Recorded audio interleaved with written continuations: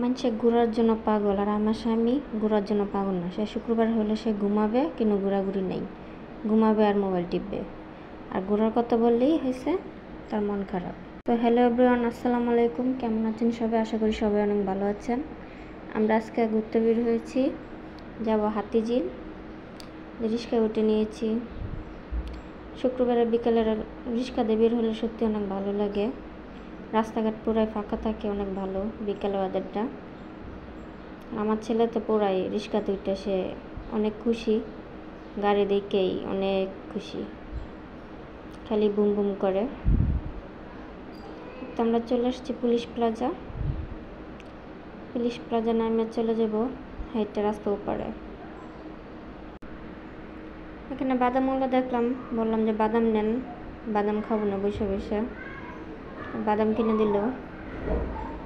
এখন চলে যাব, এই যে নৌকার টিকিট কাটলো, যাব রামপুরা।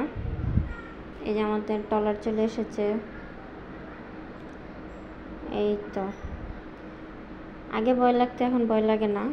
আগে একবার উঠেছিলাম, তো এখন আর সেই ভয় লাগে না, ভালোই লাগে বিকালে একটু নৌকার মধ্যে উঠলে।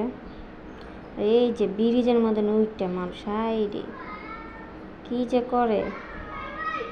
আমরা চলে আসছি রামপুরা, সবাই নামতেছে, তো নামতেই আছে, আমরাও চলে যাচ্ছি। নেমে চলে আসছে একটা রেস্টুরেন্টে রামপুরা।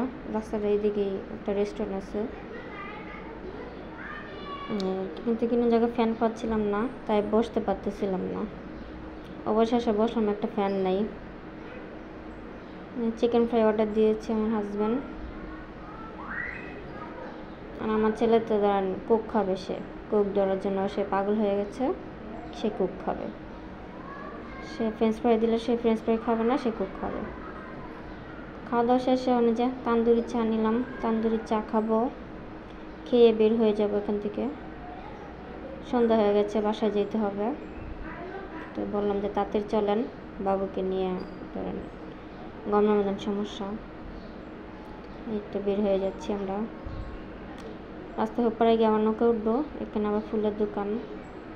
সে দৌড়ে দৌড়ে যাচ্ছে নৌকা ধরার জন্য, পিছনে পিছনে আমিও ধরতেছি।